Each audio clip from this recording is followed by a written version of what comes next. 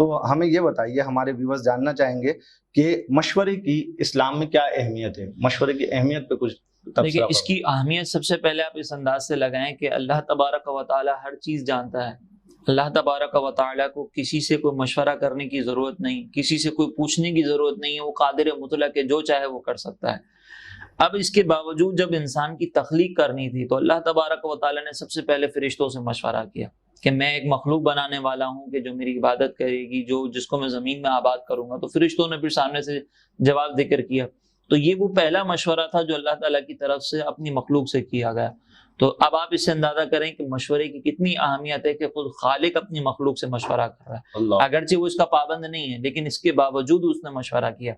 یوں ہی نبی کریم علیہ الصلوۃ والسلام نے مختلف مقامات پر مشورے کی اہمیت کو واضح کرتے ہوئے فرمایا کہ مشورہ جو ہے، جب تک قوم کوئی شخص مشورہ کرتا ہے وہ ندامت سے بچا رہتا ہے.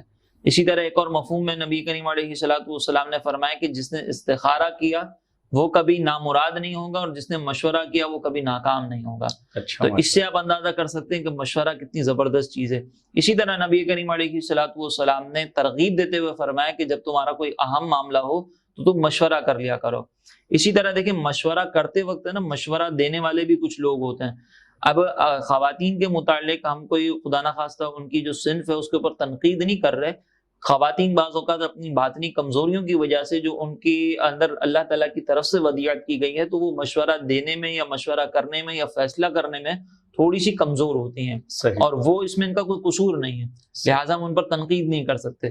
لیکن نبی کریم علیہ الصلوۃ والسلام نے اس کی طرف اشارہ کرتے ہوئے فرمایا کہ جب تک قوم مردوں کے ہاتھ میں ہوگی تب تک وہ کامیاب ہے، اور جب عورتوں کے ہاتھ میں آ جائے گی، صاحب الرائے جو نہیں ہوں گے ان کے ہاتھ میں آ جائے گی تو پھر وہ قوم تباہ ہوگی. وجہ اس کی کیا ہے کہ خواتین کے اندر مشورہ کرنا، خواتین کے اندر جو ہے وہ فیصلے کی قوت اس کی کمی ہوتی ہے. لہٰذا نبی کریم علیہ الصلوۃ والسلام نے اس طرف ارشاد فرمایا کہ اگر تم صاحب رائے لوگوں کو اپنا حاکم بناؤ گے تو تم کامیاب رہو گے، اور اگر خواتین تمہاری حاکم بن جائیں گی تو پھر تم ناکام ہو جاؤ گے. اس سے آپ اندازہ کر سکتے ہیں کہ مشورہ کتنا ضروری ہے اور کتنا امپورٹنٹ ہے. جی مفتی صاحب، مشورے کی اہمیت پر آپ سے گفتگو جاری ہے.